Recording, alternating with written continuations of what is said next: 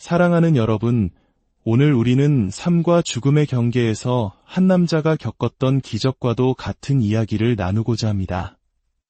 인생이란 무엇일까요? 우리는 어디에서 와서 어디로 가는 걸까요? 때로는 감당할 수 없는 시련 앞에서 우리는 길을 잃고 좌절하기도 합니다. 하지만 가장 어두운 절망의 순간에 어쩌면 우리는 가장 밝은 빛을 만나게 될지도 모릅니다. 오늘의 이야기가 여러분의 마음에 깊은 울림과 위로를 전할 수 있다면 주님의 은총을 나누는 마음으로 이 이야기를 주변의 소중한 분들과 함께 나눠주시길 바랍니다.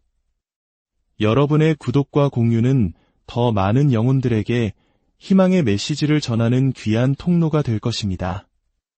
이 시간을 통해 여러분 모두에게 하나님의 크신 평안과 축복이 함께하기를 기도합니다. 임사체험, 즉 죽음의 문턱을 경험한 이후로 저는 어떤 특별한 에너지를 느끼게 되었습니다. 저의 임사체험은 끔찍한 자동차 사고로 인해 시작되었습니다. 그날은 부활절 연휴였습니다. 저는 아내, 그리고 두 아들과 함께 차에 타고 있었죠. 저희 가족은 아름다운 붉은 사암으로 가득한 남부 유타의 캐니언랜드를 여행하고 막 돌아오는 길이었습니다. 월요일 아침이 되자 저는 아이들을 뒷좌석 카시트에 단단히 앉히고 안전벨트를 채워주었습니다. 이제 집까지 5시간 정도 걸리는 여정을 시작하려던 참이었습니다. 그런데 출발하기 직전 흥미로운 일이 있었습니다. 아내의 부모님, 즉 아이들의 외할머니와 외할아버지가 현관 앞에서 손을 흔들며 저희를 배웅해 주셨습니다. 제가 막 차를 출발시키려던 순간 아내가 다급하게 외쳤습니다. 잠깐만요. 차 좀 세워봐요. 저는 아내가 무언가 잊고 나온 줄 알았습니다. 하지만 그녀는 저를 보며 말했습니다. 엄마 아빠한테 한 번만 더 인사하고 싶어요. 솔직히 그 순간 저는 속으로 여자들이란 이미 인사는 다 했는데 빨리 출발해야 하는데 라고 생각했습니다. 하지만 저는 차를 멈췄고 아내가 부모님께 달려가는 모습을 지켜보았습니다. 그녀는 부모님을 그저 껴안기만 한 것이 아니라 두 분의 뺨에 입을 맞추었습니다. 어쩐지 그 모습이 제 마음에 깊이 새겨졌습니다.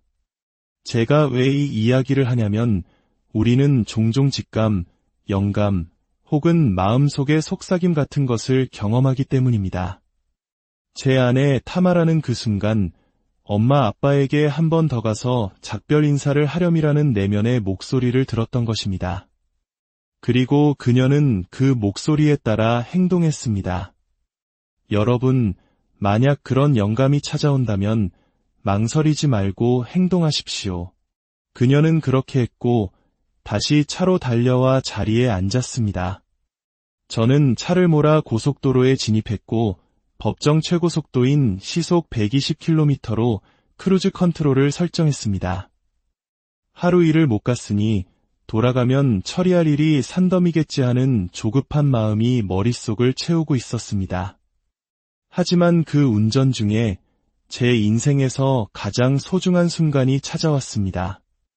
우리의 삶은 마치 진주 목걸이처럼 소중한 순간들이 하나하나 꿰어져 만들어지는 것 같습니다.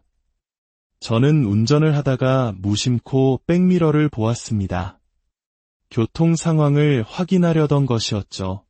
그런데 백미러에 비친 것은 제 둘째 아들 그리핀의 모습이었습니다. 생후 14개월, 이제 막 걸음마를 뗀 아기였죠. 그 아이는 저희 부부에게 기적과도 같은 존재였습니다. 첫째를 낳은 후 저희는 더 이상 아이를 갖지 못할 수도 있다는 말을 들었기 때문입니다. 그 순간 마치 시간이 멈춘 것 같았습니다.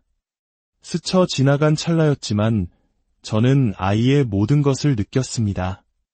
정말 기적 같은 아이야. 아이의 작은 손이 카시트 위에 놓인 모습, 유난히 길었던 속눈썹 같은 세세한 부분까지 눈에 들어왔습니다. 그리고 귓가에는 7살 난 첫째 아들 스펜서가 뒷좌석에서 액션 피규어를 가지고 놀면에는 즐거운 소음이 들려왔습니다. 어린 아이만이 낼 수 있는 세상에서 가장 행복한 소리였죠. 고개를 돌리자 의자를 뒤로 젖히고 깊이 잠든 아내의 모습이 보였습니다.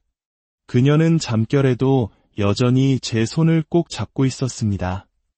저는 생각했습니다. 결혼한 지 10년이 지났는데도 내가 대학생 시절 푼돈을 모아 1달러짜리 영화를 보여주던 그때처럼 내 손을 잡아주는구나. 그 순간 제 마음은 감사와 평화, 그리고 깊은 연결감으로 가득 찼습니다. 물론 제 의식은 금세 다시 도로로 돌아왔고 우리는 계속해서 집을 향해 달렸습니다. 그리고 그로부터 약 1시간 후 모든 것이 산산조각 났습니다.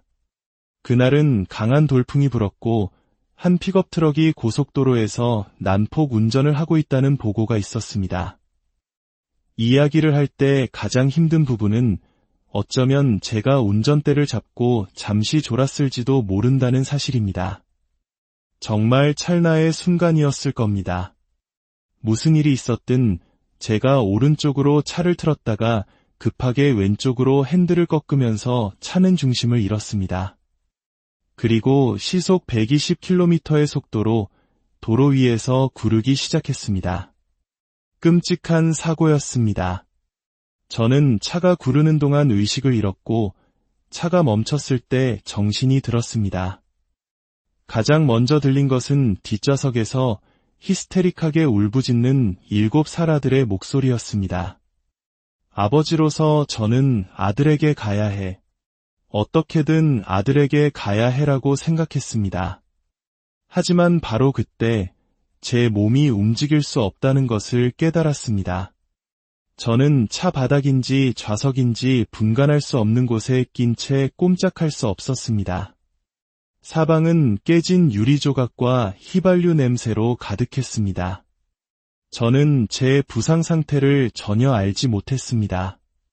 그저 숨쉬기가 힘들고 의식이 점점 희미해지는 것을 느꼈을 뿐입니다. 하지만 실제로 제 몸은 양쪽 다리가 으스러졌고 왼쪽 다리는 무릎 위에서 절단되었습니다. 등과 갈비뼈가 부서지고 배는 쪼그라들고 있었습니다. 오른쪽 팔은 거의 완전히 떨어져 나갔고 안전벨트가 몸을 파고들어 내부 장기들이 모두 파열된 상태였습니다. 저는 이 모든 것을 몰랐습니다. 제가 아는 것이라곤 아들이 울고 있다는 것, 그리고 아들에게 가야 한다는 것뿐이었습니다.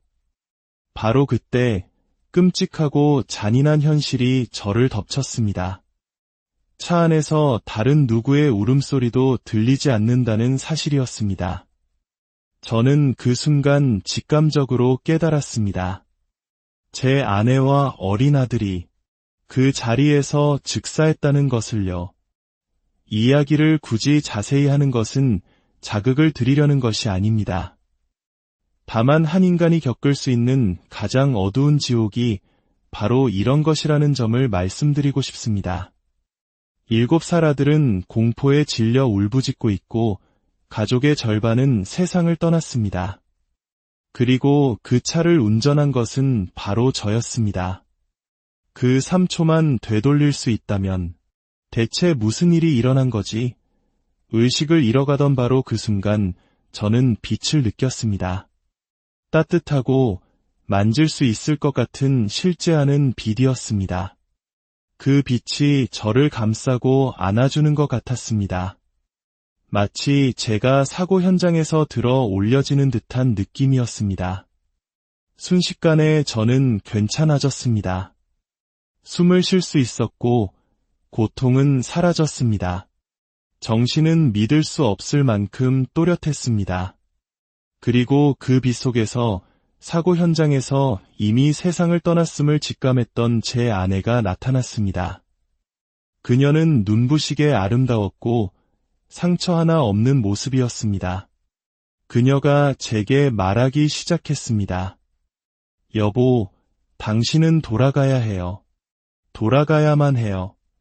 여기 오면 안 돼요. 우리는 대화를 나누었습니다.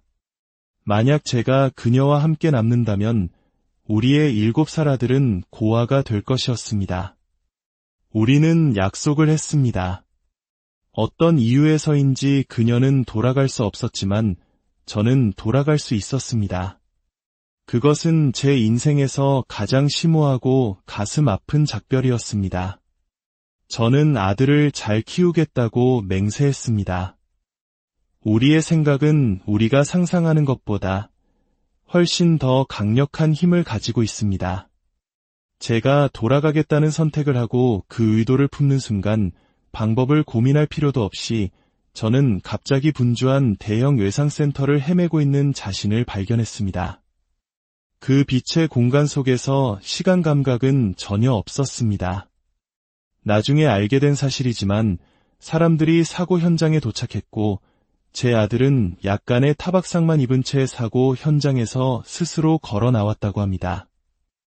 저는 차체에 갇혀 구조된 후 헬리콥터로 병원으로 이송되었습니다. 물론 저는 그 어떤 것도 기억하지 못합니다.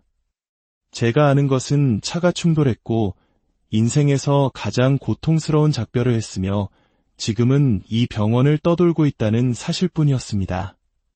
저는 의사, 간호사, 환자들, 그리고 그들의 가족들을 볼 수 있었습니다. 마치 360도로 모든 것을 인식하는 것 같았습니다. 그리고 제가 보는 모든 사람과 연결되어 있다는 느낌, 하나라는 느낌을 받았습니다. 절대적인 알미였습니다. 저는 그들의 사랑, 증오, 기쁨, 동기를 알 수 있었습니다. 그들의 마음속에 무엇이 있는지도 알았습니다. 한 간호사가 제 옆을 지나갔습니다. 물론 그들은 저를 인식하지 못했지만 저는 마치 제가 그녀이고 그녀가 저인 것처럼 그녀의 삶을 느꼈습니다. 그녀가 어릴 적 겪었던 학대의 고통을 느꼈고 동시에 그 아픔을 딛고 병원에서 다른 이들을 치유하고 돕는 그녀의 위대함을 보았습니다. 모든 사람이 그랬습니다. 그런데 유독 아무것도 느껴지지 않는 한 남자가 이동식 침대에 누워있는 것을 발견했습니다. 이상하다는 생각에 가까이 다가가 보았습니다. 그리고 깨달았습니다. 세상에, 그건 바로 저였습니다. 하지만 그건 제가 아니었습니다. 저는 이토록 심오하고 연결된 경험을 하고 있는데 저기에는 제 육신, 제 살가죽 옷이 누워 있었습니다. 저는 깊은 깨달음을 얻었습니다. 아, 나는 내 몸을 너무나 당연하게 여겼구나. 저는 한 번도 심장에게 다시 뛰어보자라고 명령할 필요가 없었고 스스로에게 숨을 쉬라고 말할 필요도 없었습니다. 우리 몸이 얼마나 기적적인 기계인지 저는 그때 비로소 알게 되었습니다. 하지만 제 육신은 너무나 망가져 있었습니다. 그리고 저는 그 몸 안으로 다시 돌아가야 한다는 것을 알았습니다. 목에는 인공호흡을 위한 굵은 관이 꽂혀 있었고 다리와 오른팔은 움직일 수 없었습니다. 결국 의료 장비를 자꾸 만지려 하는 바람에 왼팔마저 묶였습니다. 저는 제 몸 안으로 들어가고 있었습니다. 사람들은 깨달음을 얻기 위해 성스러운 사원이나 건물에 들어갑니다. 하지만 저는 그때 깨달았습니다. 그 모든 것은 상징일 뿐이라는 것을. 제 몸이야말로 진정한 성전이었습니다. 저는 깨달음과 각성, 그리고 기억을 되찾기 위해 그 성전 안으로 들어가야 했습니다. 생각은 정말 강력합니다. 들어가야 해라는 생각이 들자마자 저는 다시 몸 안에 있었습니다. 그리고 다시 고통과 슬픔, 후회와 죄책감, 그 모든 트라우마 속으로 돌아왔습니다. 저는 병원에서 거의 6개월을 보냈습니다. 저를 다시 조립하기 위해 총 18번의 수술을 받았습니다. 끔찍한 감염에 시달렸고 폐에 혈전이 생기는 폐색전증도 겪었습니다. 정말 끔찍하고 고통스러운 경험이었습니다. 하지만 저는 그 속에서 성장하고 배웠습니다. 아마도 이 여정에서 가장 심오했던 경험은 제가 퇴원을 앞두고 있을 때였습니다. 가장 강렬했던 2번의 임사체험은 마약성 진통제가 투여되기 전인 사고 현장에서와 모든 약물을 끊고 퇴원을 일주일 앞둔 시점에서 일어났다는 점은 주목할 만합니다. 저는 재활병동에 있었습니다. 부서진 팔은 부목에 고정되어 있었고 다른 쪽 다리는 보조기를 낀 채 뻣뻣하게 펴져 있었습니다. 한쪽 다리는 무릎 위에서 잘려나갔고 장 손상 때문에 인공항문 주머니를 차고 있었습니다. 그날 밤 저는 깊은 잠에 빠져들었습니다. 그리고 다시 그 빛이 찾아왔습니다. 저는 아내와 아들을 잃은 슬픔에 잠겨 있었습니다. 육체적 고통은 감정적 고통에 비하면 아무것도 아니었습니다. 빛이 다가오자 저는 다시 병원 침대 위로 떠오르는 것을 느꼈습니다. 빛은 저를 위로하고 안아주는 것 같았습니다. 빛이 흩어지자 저는 세상에서 가장 아름다운 곳에 와 있었습니다. 사람들은 그곳을 천국, 영혼의 세계, 저 너머의 세상이라고 부릅니다. 하지만 제가 경험한 것을 가장 가깝게 표현할 수 있는 단어는 바로 고향이었습니다. 저는 집에 돌아온 것이었습니다. 너무나 익숙하고 따뜻하게 환영받는 느낌이었습니다. 온전한 몸으로 2 다리로 땅을 딛고 있었습니다. 저는 기쁨에 차서 달리기 시작했습니다. 발밑의 땅에서 느껴지는 에너지, 허벅지와 종아리, 근육의 지성을 느낄 수 있었습니다. 저는 고향과 온전함을 만끽하고 있었습니다. 하지만 저는 그곳에 머물기 위해 온 것이 아니라는 메시지를 받았습니다. 그때 제 왼쪽으로 긴 복도가 나타났고 저는 직감적으로 그 복도를 따라가야 한다는 것을 알았습니다. 어린 아들에 대한 저의 슬픔은 너무나 강렬했습니다.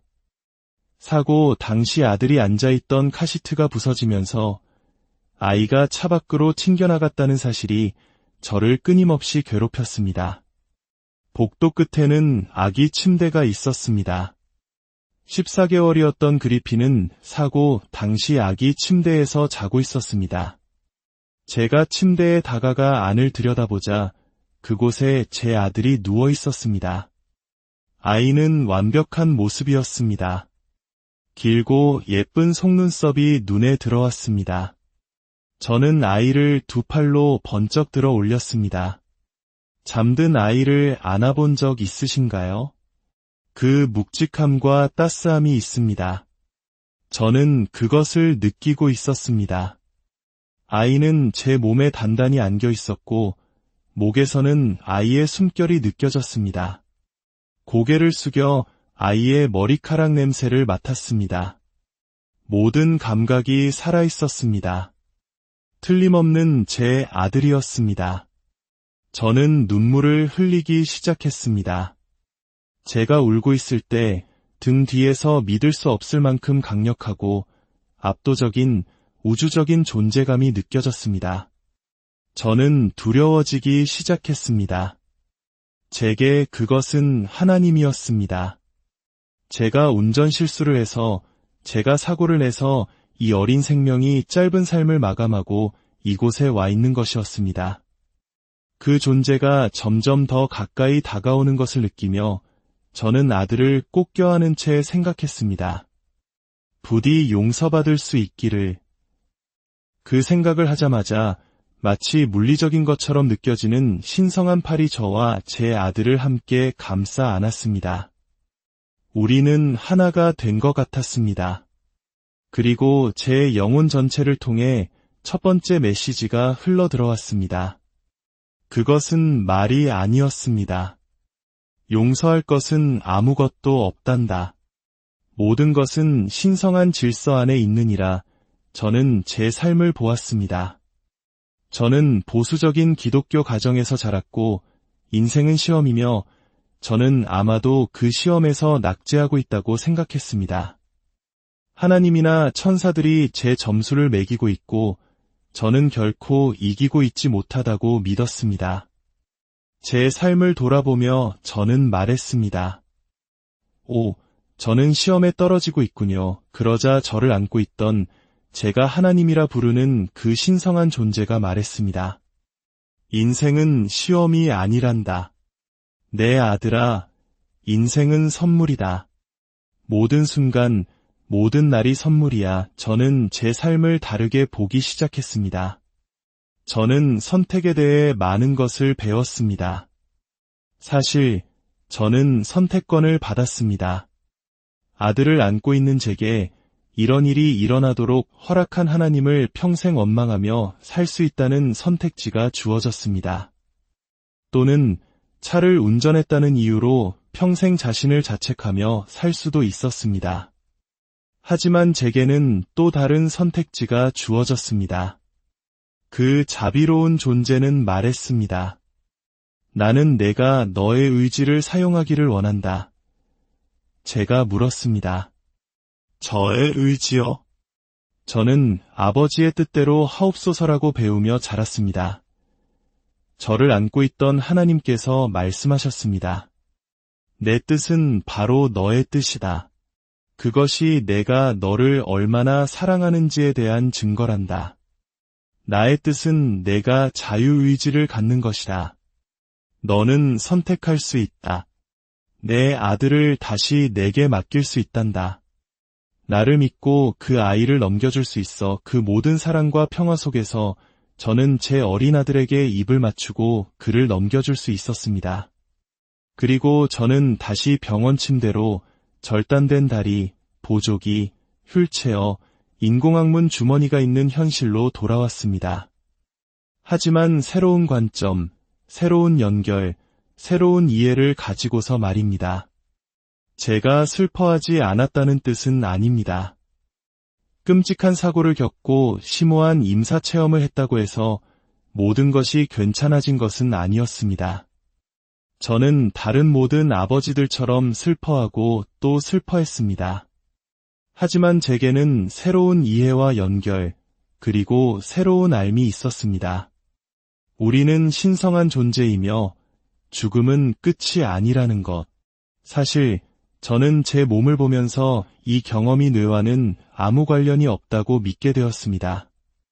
제 뇌는 이동식 침대에 누워있는 육신 안에 있었지만 나는 이토록 심오하고 영원한 삶을 경험하고 있었습니다.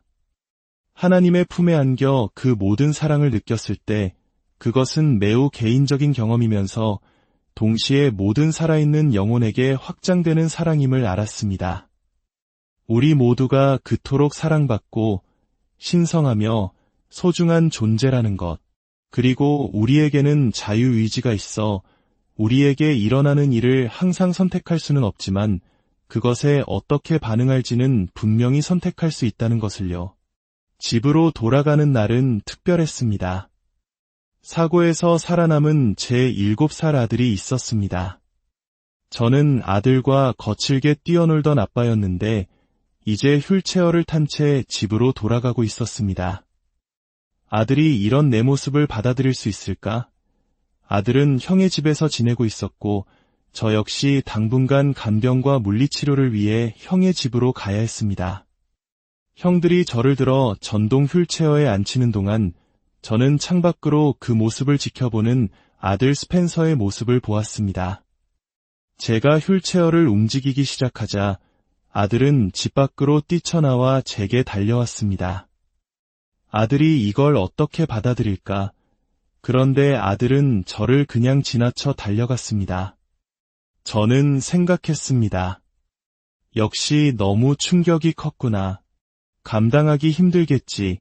저는 계속해서 집으로 향했습니다. 형들은 제가 집 안으로 들어갈 수 있도록 경사로를 설치해 두었습니다. 휠체어를 돌려 경사로를 올라가려는데 아들이 어디로 갔는지 궁금해 주위를 둘러보았습니다. 아들은 길 건너편으로 달려가 이웃집 문을 하나하나 두드리고 있었습니다. 그리고 이렇게 외치고 있었습니다. 나와보세요. 모두 나와보세요. 우리 아빠가 집에 왔어요. 와서 우리 아빠 좀 보세요. 그리고 아들은 달려와 제 무릎 위로 몸을 던졌습니다. 아직 수술 자국이 아물지 않아 죽을 만큼 아팠지만 아들은 제 목을 힘껏 껴안았습니다.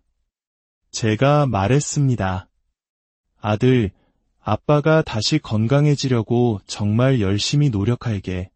하지만 당분간은 이 모습일 거야. 멋진 다스베이더 다리를 만들어서 걷는 법도 배우고 우린 잘 해낼 수 있을 거야. 그래도 괜찮겠니? 아들이 말했습니다. 아빠가 피한 웅덩이라도 저는 아빠를 사랑할 거예요. 저는 이야기를 하는 특별한 이유가 있습니다. 저는 이 세상에서 휠체어에 앉아 살아남은 아들을 안고 있었습니다. 그리고 그 순간은 저 너머의 세상에서 세상을 떠난 아들을 안고 있었던 순간과 조금도 다르지 않게 신성했습니다. 천국은 바로 이곳에 있었습니다. 어디로 갈 필요도 무언가가 될 필요도 없었습니다. 그저 그 소중하고 완벽한 순간에 존재하며 아이의 조건 없는 사랑을 느끼는 것. 그것은 창조주의 조건 없는 사랑과 다르지 않았습니다. 그저 존재하는 것. 그 순간을 끌어안고 경험하고 함께하는 것. 그것이 전부였습니다. 오늘 저의 이야기가 여러분의 삶에 작은 빛이 되기를 바랍니다. 우리는 모두 각자의 시련과 고통을 겪으며 살아갑니다. 하지만 기억하십시오. 당신은 결코 혼자가 아니며 당신은 무한히 사랑받는 존재입니다.